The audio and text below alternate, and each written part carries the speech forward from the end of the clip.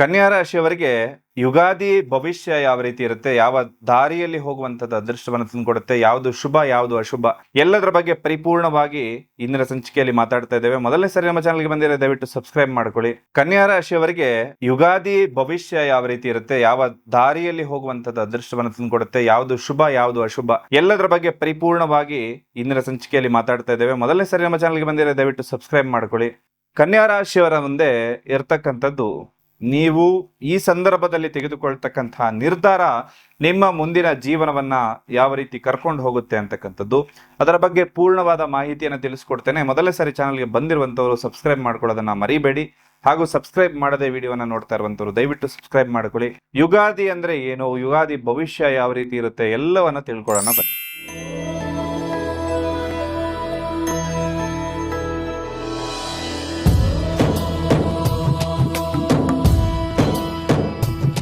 ಹಣಕಾಸು, ಮದುವೆ, ದಾಂಪತ್ಯ, ಪ್ರೀತಿ ಪ್ರೇಮ ಸಮಸ್ಯೆಗಳು, ಜೀವನದಲ್ಲಿ ನೆಮ್ಮದಿ ಇಲ್ಲದಿರುವುದು, ವ್ಯಾಪಾರ ಅಭಿವೃದ್ಧಿ, ಮನೆಯ ವಾಸ್ತು ಹಾಗೂ ಇನ್ನಿತರ ಸಮಸ್ಯೆಗಳಿಗೆ ಶಾಸ್ತ್ರೋಕ್ತ ಮತ್ತು ಶಾಶ್ವತ ಪರಿಹಾರವನ್ನ ತಿಳಿಸಿಕೊಡುತ್ತಾರೆ. ಗುರೂಜಿಯವರ ಅಪಾಯಿಂಟ್ಮೆಂಟ್ಗಾಗಿ ಕರೆ ಮಾಡಿ. ಮಾರ್ಚ್ 19ಕ್ಕೆ ಈ ಅಮಾವಾಸ್ಯೆ ಮುಗಿದ ನಂತರದಲ್ಲಿ ವಿಶೇಷವಾಗಿ ನಾವೆಲ್ಲರೂ ಕಾಯುತ್ತಿರುವಂತಹ ಯುಗಾದಿ, ಯುಗಗಳೇ ಕಳೀತಾ ಇದ್ರು ಕೂಡ ಯುಗಾದಿ ಮರಳಿ ಬರ್ತಾನೆ ಇದೆ.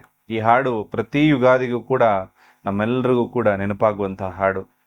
ಹಾಗೆ ವಿಶೇಷವಾಗಿ ಈ ವರ್ಷ ಇರುವಂತಹ ಯುಗಾದಿ ಬಂದು ಪರಾಭವ ನಾಮ ಸಂವತ್ಸರ ಅಂತ ಹೇಳಿ. ಪರಾಭವ ಅಂದ್ರೆ ಏನು? ಪರಾಭವ ಅಂದ್ರೆ ಸೋಲು. ನಮ್ಮ ಶಾಸ್ತ್ರ ಅಥವಾ ಗತ ಚರಿತ್ರೆಯನ್ನ ಹುಡುಕ್ತಾ ಹೋದ್ರೆ ಈ ಪರಾಭವ ನಾಮ ಸಂವತ್ಸರ ಏನು ಹೇಳುತ್ತೆ ಅಂದ್ರೆ ಭಯಂಕರವಾದ ಅಪಮಾನ, ಅವಮಾನಗಳು ಅಂತ ತೋರಿಸುತ್ತೆ. ಹಾಗೂ ಅವಮಾನಕಾರಿಯಾಗಿ ಸೋಲುವಂಥದ್ದು, ಈ ಎಲ್ಲ ಸೂಚನೆಗಳು ಕೂಡ ಈ ಒಂದು ಸಂವತ್ಸರದಲ್ಲಿ ಬರುತ್ತೆ. ಯಾರಿಗೆ ಈ ಸೋಲು ಬರುತ್ತೆ, ಯಾರಿಗೆ ಗೆಲುವಿರುತ್ತೆ? ಯಾಕಂದ್ರೆ ಒಬ್ರು ಸೋಲಬೇಕಾದ್ರೆ ಇನ್ನೊಬ್ರು ಗೆಲ್ಲಲೇಬೇಕು.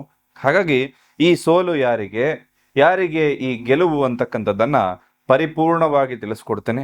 ಜೊತೆಯಲ್ಲಿ ಈ ವರ್ಷ ಅಂದರೆ ಈ 2026ರಲ್ಲಿ ರಾಜನಾಗಿರ್ತಕ್ಕಂಥದ್ದು ಗುರುಗ್ರಹ ಆಗಿರುತ್ತೆ.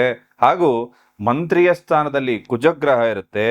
ಅಧಿಪತಿ ಅಂದ್ರೆ ಕಮಾಂಡಿಂಗ್ ಕೊಡ್ತಕ್ಕಂತಹ ಕಮಾಂಡರ್ ಒಂದು ಕೇತು ಇರುತ್ತೆ. ನಿಮ್ಗೆಲ್ರಿಗೂ ಗೊತ್ತಿರುವ ಹಾಗೆ ಕೇತು ಗ್ರಹಕ್ಕೆ ತಲೆ ಅನ್ನೋದಿರೋದಿಲ್ಲ. ಅವನು ಯಾವ ಥರ ಬೇಕೋ ಆ ರೀತಿ ನಿರ್ಧಾರ ತೆಗೆದುಕೊಳ್ತಾ ಇರ್ತಾನೆ.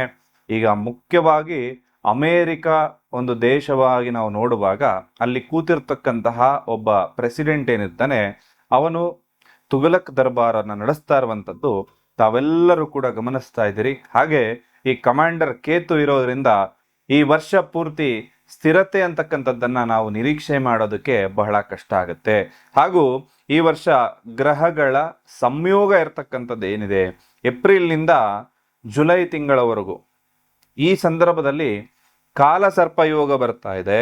ಅಂದ್ರೆ ಈ ಸಂದರ್ಭದಲ್ಲಿ ಯಾರ್ಯಾರು ಹುಟ್ಟತಾ ಇರ್ತಾರೋ ಅವರೆಲ್ಲರ ಜಾತಕದಲ್ಲೂ ಕೂಡ ಈ ಯೋಗ ಇರುತ್ತೆ. ಜೊತೆಯಲ್ಲಿ ಸೆಪ್ಟೆಂಬರ್ 19ರಿಂದ ಅಕ್ಟೋಬರ್ 30ರವರೆಗೂ ಕೂಡ ಕರ್ಕಾಟಕ ರಾಶಿಯಲ್ಲಿ ಕುಜ ಮತ್ತು ಗುರು ಸಂಯೋಗ ಆಗ್ತಕ್ಕಂಥದ್ದು. ನವೆಂಬರ್ ಮತ್ತು ಡಿಸೆಂಬರ್ ಈ ತಿಂಗಳುಗಳಲ್ಲಿ ಸಿಂಹ ರಾಶಿಯಲ್ಲಿ ಕುಜಸ್ತಂಭನ ಯೋಗ ಕೂಡ ಬರ್ತಾ ಇದೆ. ಹಾಗೂ ಗುರು ಗ್ರಹ ಬಹಳ ವಿಶೇಷವಾದಂತಹ ಗ್ರಹ. ಎಲ್ಲರೂ ಕಾಯುವಂಥದ್ದು ಗುರುಬಲ ಬರಲಿಕ್ಕೆ. ಈ ಗುರು ಒಂದು ರಾಶಿಯಿಂದ ಇನ್ನೊಂದು ರಾಶಿಗೆ ಹೋಗ್ಲಿಕ್ಕೆ 1 ವರ್ಷದ ಸಮಯವನ್ನ ತೆಗೆದುಕೊಳ್ತಾನೆ. ಅಲ್ಲಿಗೆ 2 ರಾಶಿಯಲ್ಲಿ ಸಂಚಾರ ಮಾಡತಕ್ಕಂಥದ್ದನ್ನ ನಾವು ನೋಡ್ತಾ ಇರ್ತೇವೆ. ಆದ್ರೆ ಈ ವರ್ಷ ಗುರುಗ್ರಹ ಈಗ ಸದ್ಯದ ಪರಿಸ್ಥಿತಿಯಲ್ಲಿ ನಮ್ಮ ಒಂದು ಜ್ಯೋತಿಷ್ಯ ಶಾಸ್ತ್ರದ ಪ್ರಕಾರವಾಗಿ ಅವನು ವಕ್ರಿಯಾಗಿ ಮಿಥುನ ರಾಶಿಯಲ್ಲಿ ಇರೋದ್ರಿಂದ ಮಿಥುನ, ಕರ್ಕಾಟಕ ಮತ್ತು ಸಿಂಹ ರಾಶಿಯಲ್ಲೂ ಕೂಡ ಅವನ ಸಂಚಾರ ಅಂತಕ್ಕಂಥದ್ದನ್ನ ಇಲ್ಲಿ ನಾವು ನಿರೀಕ್ಷೆಯನ್ನ ಮಾಡಬಹುದು.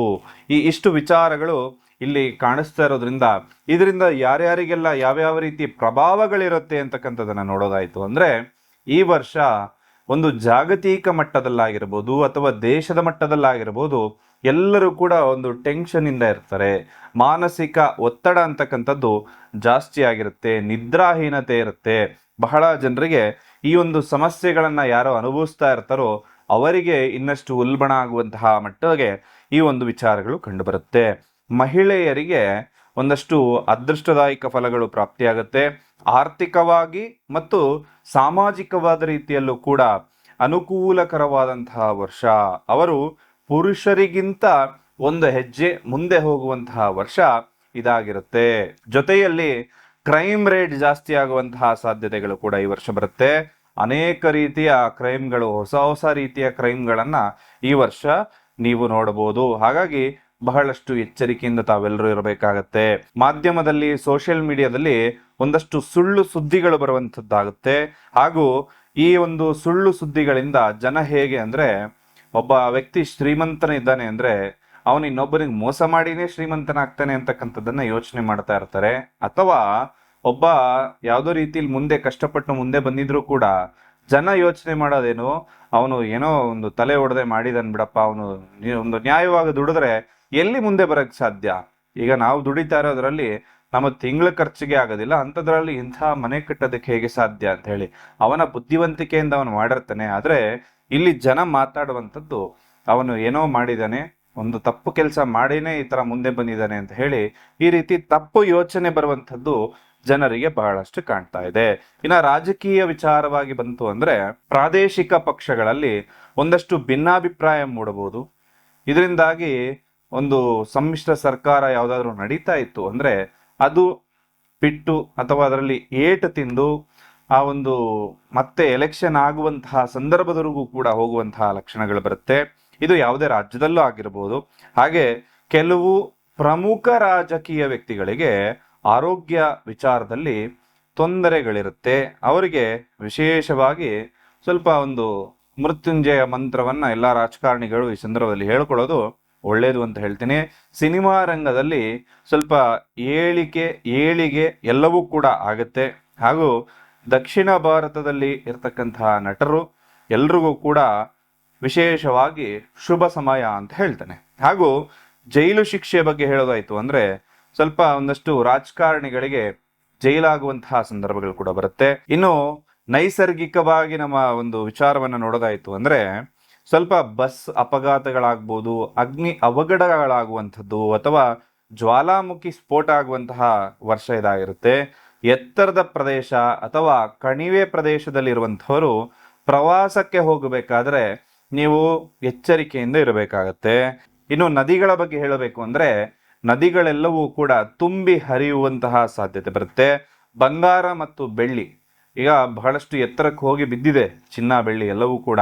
ಇನ್ನು ಈ ವರ್ಷದ ಕೊನೆಯ ಹಂತದಲ್ಲಿ ಚಿನ್ನದ ಬೆಲೆ ಮತ್ತಷ್ಟು ಏರಿಕೆ ಆಗುವಂತಹ ಸಾಧ್ಯತೆಗಳು ಬರುತ್ತೆ.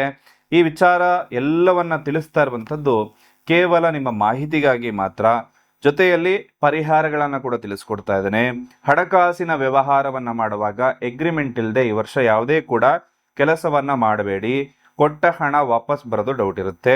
ಹಾಗೂ ಬಣ್ಣದ ಬಳಕೆ, ನೀವು ನಿಮ್ಮ ರಾಶಿಗೆ ಅನುಗುಣವಾಗಿರ್ತಕ್ಕಂತಹ ಬಣ್ಣವನ್ನ ಬಳಸಬೇಕು. ಈ ವರ್ಷ ಹಳದಿ ಬಣ್ಣ ಶ್ರೇಷ್ಠವಾದಂತಹ ಬಣ್ಣ ಆಗಿರುತ್ತೆ.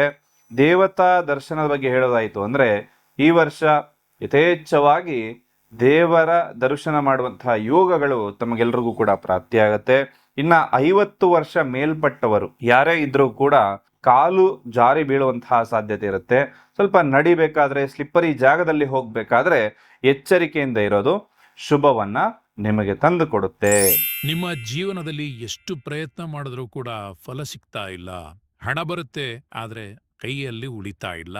ಒಂದು ತಪ್ಪಿದ್ರೆ ಇನ್ನೊಂದು ಸಮಸ್ಯೆ ಆಗ್ತಾನೆ ಇರುತ್ತೆ. ಎಲ್ಲೋ ವಿಚಾರದಲ್ಲೂ ಕೂಡ ಅಡೆತಡೆಗಳೇ ಆಗ್ತಾ ಇದೆ. ಮನಸ್ಸಿಗೆ ಶಾಂತಿ ಇಲ್ಲ ಅನ್ನೋ ಭಾವನೆ ನಿಮ್ಮನ್ನ ಕಾಡ್ತಾ ಇದ್ರೆ, ನೀವು ಎಷ್ಟೇ ಶ್ರಮ ವಹಿಸಿ ಕೆಲಸ ಮಾಡಿದ್ರೂ ಕೂಡ ನಿಮಗೆ ಫಲ ಸಿಗ್ತಾ ಇಲ್ಲ ಅಂದ್ರೆ ಇದಕ್ಕೆ ಕಾರಣ ಏನು ಅಂದ್ರೆ ನಿಮ್ಮ ಎನರ್ಜಿಯಲ್ಲಿ ಸಪೋರ್ಟ್ ಇಲ್ಲದೆ ಇರುವಂತದ್ದು. ವೇದ ಜ್ಯೋತಿಷ್ಯದ ಪ್ರಕಾರ ಪ್ರತಿ ರಾಶಿಗೂ ಕೂಡ ನಿರ್ದಿಷ್ಟ ಶಕ್ತಿಯ ರತ್ನಗಳನ್ನು ಹಾಕೋಬೇಕು. ಅವನ್ನ ಸರಿಯಾದ ವಿಧಾನದಲ್ಲಿ ಧರಿಸೋದ್ರಿಂದ ಜೀವನದ ದಿಕ್ಕೇ ಬದಲಾಗುತ್ತೆ. ಇದು ಸ್ಪಿರಿಚುವಲ್ ಕ್ರಿಸ್ಟಲ್ಗಳಾಗಿರುತ್ತೆ, ಸಾಮಾನ್ಯ ಆಭರಣಗಳಲ್ಲ. ನಿಮ್ಮ ರಾಶಿಗೆ ಅನುಗುಣವಾಗಿ ಆಯ್ಕೆ ಮಾಡಿದ ನ್ಯಾಚುರಲ್ ಕ್ರಿಸ್ಟಲ್ ಮಣಿಗಳಿದಾಗಿರುತ್ತೆ. ಇದು ಹಣಕಾಸಿನ ಅಡೆತಡೆಗಳನ್ನ ದೂರ ಮಾಡುತ್ತೆ. ಅಷ್ಟ ದಿಕ್ಕಿನಿಂದ ನಕಾರಾತ್ಮಕ ಶಕ್ತಿಗಳನ್ನ ತಡೆದು ನಿಮಗೆ ರಕ್ಷಣೆಯನ್ನ ಕೊಡುತ್ತೆ. ದೈವ ಬಲವನ್ನ ಹೆಚ್ಚಿಸುತ್ತೆ. ಹೆಚ್ಚಿಸುತ್ತೆ, ಗುರುಬಲವನ್ನು ಹೆಚ್ಚಿಸುತ್ತೆ. ಇದು ಮ್ಯಾಜಿಕ್ ಅಲ್ಲ, ಇದು ಎನರ್ಜಿ ಅಲೈನ್ಮೆಂಟ್. ಈ ಮಣಿಗಳನ್ನ ಮುಖ್ಯವಾಗಿ ನಿಮ್ಮ ಹೆಸರಿನಲ್ಲಿ, ನಿಮ್ಮ ಮನೆ ದೇವರ ಹೆಸರಿನಲ್ಲಿ ಪ್ರಾಣ ಪ್ರತಿಷ್ಠಾಪನೆಯನ್ನ ಮಾಡಿ ನಿಮಗೆ ಕಳಿಸ್ಕೊಡಲಾಗುತ್ತೆ. ಇದು ಯಾವುದೇ ರೀತಿಯ ಖರೀದಿ ಅಲ್ಲ, ಇದು ನಿಮ್ಮ ಜೀವನದ ಮೇಲೆ ನೀವೇ ಮಾಡ್ತಾ ಇರುವಂತಹ ಇನ್ವೆಸ್ಟ್ಮೆಂಟ್. ನಿಮ್ಮ ರಾಶಿಗೆ ಸೂಕ್ತವಾದ ಮಣಿಗಳ ಬಗ್ಗೆ ತಿಳಿದುಕೊಳ್ಳೋದಕ್ಕೆ ಈ ಕೂಡಲೇ ಸ್ಕ್ರೀನ್ ಮೇಲೆ ಕಾಣ್ತಾ ಇರೋ ನಂಬರ್ಗೆ ಒಂದು ವಾಟ್ಸ್ಆಪ್ ಮಾಡಿ. 26 ಅಂತಕ್ಕಂಥದ್ದು ಶುಭವನ್ನ ತರುವಂತಹ ವರ್ಷ. ಈ ರಾಶಿಯ ಅಧಿಪತಿ ಬಂದು ಬುಧಗ್ರಹ ಆಗಿರುತ್ತೆ. ಪ್ರಾಕ್ಟಿಕಲ್ ಆಗಿ ಯೋಚನೆ ಮಾಡ್ತಾರೆ, ಅನಾಲಿಟಿಕಲ್ ಆಗಿ ಯೋಚನೆ ಮಾಡ್ತಾರೆ, ಡಿಸಿಪ್ಲೈನ್ಡ್ ಆಗಿರುವಂತಹ ಯೋಚನೆಕಾರರಾಗಿರ್ತಾರೆ, ಪರ್ಫೆಕ್ಷನಿಸ್ಟ್ ಆಗಿರ್ತಾರೆ. ಇವರಲ್ಲಿ ಸೆಲ್ಫ್ ಮೋಟಿವೇಶನ್ ಮಾಡುವಂತಹ ಕಲೆ ಇರುತ್ತೆ. ಯುಗಾದಿ ನಂತರ ಜೀವನದಲ್ಲಿ ಬ್ಯಾಲೆನ್ಸ್ ಅನ್ನೋದು ಪ್ರಾಪ್ತಿಯಾಗುತ್ತೆ. 3 ವಿಚಾರಗಳ ಬಗ್ಗೆ ಇಲ್ಲಿ ನಾನು ಮಾತಾಡ್ತಾ ಇದ್ದೇನೆ. ಒಂದು ಬಂದು ನಿಮ್ಮ ಆರೋಗ್ಯ, ನಿಮ್ಮ ಕೆಲಸ ಕಾರ್ಯ, ಹಣಕಾಸು ಹೇಗಿರುತ್ತೆ, ಜೊತೆಯಲ್ಲಿ ಒಂದು ವೈವಾಹಿಕ ಜೀವನ, ಪ್ರೀತಿ ಜೀವನ ಹೇಗಿರುತ್ತೆ ಅಂತ ಹೇಳಿ ಹಣಕಾಸಿನ ಬಗ್ಗೆ ಹೇಳ್ತಾ ಇದ್ದೇನೆ. 2026ರಲ್ಲಿ ಹಣದಲ್ಲಿ ಸ್ಥಿರತೆ ಅಂತಕ್ಕಂಥದ್ದು ಪ್ರಾಪ್ತಿಯಾಗುತ್ತೆ. ಜುಲೈ ಅಥವಾ ಏಪ್ರಿಲ್ ಅಥವಾ ಜುಲೈ ನಂತರದಲ್ಲೇ ಅನ್ಎಕ್ಸ್ಪೆಕ್ಟೆಡ್ ಕ್ಯಾಪಿಟಲ್ ಗೇನ್ಸ್ ಆಗುತ್ತೆ, ಅಥವಾ ಜುಲೈ ನಂತರದಲ್ಲಿ ಎಕ್ಸ್ಪೆನ್ಸ್ ಕೂಡ ಜಾಸ್ತಿ ಆಗುವಂತಹ ಸಾಧ್ಯತೆ ಇರುತ್ತೆ. ಪ್ಲಾನಿಂಗ್ ಅನ್ನೋದು ತುಂಬಾ ಮುಖ್ಯ ನಿಮಗೆ, ಅದನ್ನ ಮಾಡ್ಕೊಳ್ಳಿ. ಇನ್ವೆಸ್ಟ್ ಮಾಡುವಂತವರು ನೋಡ್ಕೊಂಡು ಇನ್ವೆಸ್ಟ್ ಮಾಡಿ. ಸ್ವಲ್ಪ ರಿಸ್ಕ್ ಕಡಿಮೆ ಇರುವಂತಹ ಒಂದು ವಿಚಾರಗಳಿಗೆ ಇನ್ವೆಸ್ಟ್ಮೆಂಟ್ ಮಾಡ್ಕೊಳ್ಳಿ. ಹಾಗೂ ಪ್ರೀತಿ ವಿಚಾರದ ಬಗ್ಗೆ ಹೇಳೋದಾಯ್ತು ಅಂದ್ರೆ ಈ ವರ್ಷ slow and steady wins the race ಅನ್ನೋದನ್ನ ಮರಿಬೇಡಿ. ಅರ್ಜೆಂಟ್ ಮಾಡಬೇಡಿ ಯಾವುದಕ್ಕೂ. ಫ್ರೆಂಡ್ಶಿಪ್ ಅಥವಾ ರಿಲೇಶನ್ಶಿಪ್ ಎರಡರಲ್ಲೂ ಕೂಡ ಸ್ಥಿರತೆ ಅನ್ನೋದು ಮುಖ್ಯ, ಅದನ್ನ ಕಾಪಾಡ್ಕೊಳ್ಳಿ ಅಂತ ಹೇಳ್ತೀನಿ. ನಿಮ್ಮ ಮದುವೆ ಜೀವನದ ಬಗ್ಗೆ ಹೇಳೋದಾಯ್ತು ಅಂದ್ರೆ ಸಣ್ಣ ವಿಷಯವನ್ನ ದೊಡ್ಡದು ಮಾಡಬೇಡಿ. ಅಂದ್ರೆ ಚಿಕ್ಕ ವಿಚಾರಕ್ಕೆ ಗಲಾಟೆ ಮಾಡುವಂತ ಅವಶ್ಯಕತೆ ಇಲ್ಲ. ನಿಮ್ಮ ಪಾರ್ಟ್ನರ್ಗೆ ಅವರು ಮಾಡಿರುವಂತ ಚಿಕ್ಕ ಚಿಕ್ಕ ವಿಚಾರವನ್ನ ಕೂಡ ಅಪ್ರಿಶಿಯೇಟ್ ಮಾಡಿ ಅಂತಕ್ಕಂಥ ಮಾತನ್ನ ಹೇಳ್ತೇನೆ. ಸೆಪ್ಟೆಂಬರ್ ನಂತರದಲ್ಲಿ ನಿಮ್ಮ ಜೀವನದಲ್ಲಿ ಅಭಿವೃದ್ಧಿ ಆಗುತ್ತೆ. ಉದ್ಯೋಗ ಮತ್ತು ವೃತ್ತಿ ಬಗ್ಗೆ ಹೇಳೋದಾಯ್ತು ಅಂದ್ರೆ ಜಾಬ್ ಅಥವಾ ಕೆಲಸ ಮಾಡ್ತಾ ಇರುವಂತವರಿಗೆ ಹಾರ್ಡ್ ವರ್ಕ್ ಮಾಡ್ತಾ ಇರ್ತೀರಿ, ರೆಕಗ್ನಿಷನ್ ಇಲ್ಲ ಅಂದ್ರೆ ಖಂಡಿತವಾಗ್ಲೂ ಈ ವರ್ಷ ಅದು ಪ್ರಾಪ್ತಿಯಾಗುತ್ತೆ. ಪ್ರಮೋಷನ್ ಸ್ಲೋ ಆದ್ರೂ ಕೂಡ ಒಂದು ದೊಡ್ಡ ಸ್ಟೆಪ್ ಅನ್ನೋದು ನೀವು ಖಂಡಿತವಾಗ್ಲೂ ಈ ವರ್ಷ ಇರ್ತೀರಿ. ಹೆಲ್ತ್, ಫೈನಾನ್ಸು, ಎಜುಕೇಶನ್, ಅನಾಲಿಸಿಸ್ ಮಾಡ್ತಕ್ಕಂತಹ ಕ್ಷೇತ್ರದಲ್ಲಿರೋರಿಗೆ ಉತ್ತಮ ಅವಕಾಶ ಪ್ರಾಪ್ತಿಯಾಗುತ್ತೆ. ಇನ್ನು ಬಿಸ್ನೆಸ್ ಮಾಡ್ತಾ ಇರುವಂತವರಿಗೆ ಅಕೌಂಟಿಂಗ್ ಮತ್ತು ಪ್ಲಾನಿಂಗ್ ಸರಿಯಾಗಿ ಇರಬೇಕಾಗತ್ತೆ, ಇಲ್ಲ ಅಂದ್ರೆ ತೊಂದರೆ ಆಗುವಂತಹ ಲಕ್ಷಣಗಳು ಬರುತ್ತೆ. ಇನ್ನು ವಿದ್ಯಾರ್ಥಿಗಳ ಬಗ್ಗೆ ಹೇಳೋದಾಯ್ತು ಅಂದ್ರೆ ಕಾಂಪಿಟೇಟಿವ್ ಎಕ್ಸಾಮ್ ನಲ್ಲಿ ಉತ್ತಮ ಫಲಿತಾಂಶ ಬರುತ್ತೆ. ಫೋಕಸ್ ಮೇಂಟೈನ್ ಮಾಡಿದ್ರೆ ಮಾತ್ರ ಟಾಪ್ ರ್ಯಾಂಕ್ ಬರುವಂತಹ ಸಾಧ್ಯತೆ ಇಲ್ಲಿ ಕಾಣಿಸ್ತಾ ಇದೆ. ಇನ್ನು ಎಚ್ಚರಿಕೆಗಳು ನೀವು ತಗೋಬೇಕಾಗಿರೋದು, ಓವರ್ ಥಿಂಕಿಂಗ್ ಅನ್ನ ಕಮ್ಮಿ ಮಾಡಿ. ಸ್ವಲ್ಪ ಹೊಟ್ಟೆ ಕಡೆ ಅಂದ್ರೆ ಆರೋಗ್ಯದ ಕಡೆ ಸ್ವಲ್ಪ ಗಮನವನ್ನ ಕೊಡಿ. ನಿಮ್ಮ ಮೇಲೆ ನೀವು ಅನುಮಾನ ಪಡುವಂತ ಅವಶ್ಯಕತೆ ಇಲ್ಲ, ಯಾಕಂದ್ರೆ ನೀವು ತುಂಬಾ ಕಾನ್ಫಿಡೆಂಟ್ ಆಗಿದ್ದೀರಿ. ಅದೃಷ್ಟದ ಬಗ್ಗೆ ಹೇಳೋದಾಯ್ತು ಅಂದ್ರೆ ಬುಧವಾರ ಹಸಿರು ಬಣ್ಣ ಮತ್ತು 5 ನಂಬರ್ ಸಂಖ್ಯೆ ಶುಭವನ್ನ ಕೊಡುತ್ತೆ. ಗಣೇಶನ ಆರಾಧನೆಯನ್ನ ಮಾಡ್ಕೊಳ್ಳಿ. ಓಂ ಬುಧಾಯ ನಮಃ ಅಂತಕ್ಕಂಥ ಮಂತ್ರವನ್ನ ದಿನನಿತ್ಯ ಜಪ ಮಾಡ್ಕೊಳ್ಳಿ. ಇದರಿಂದ ಆ ಭಗವಂತ ಪೂರ್ಣವಾದ ಯಶಸ್ಸು ನಿಮಗೆ ಕರುಣಿಸ್ಲಿ ಅಂತ ಹೇಳಿ ಪ್ರಾರ್ಥನೆ ಮಾಡ್ತಾ ಸರ್ವೇ ಜನಃ ಸುಖಿನೋ ಭವಂತು.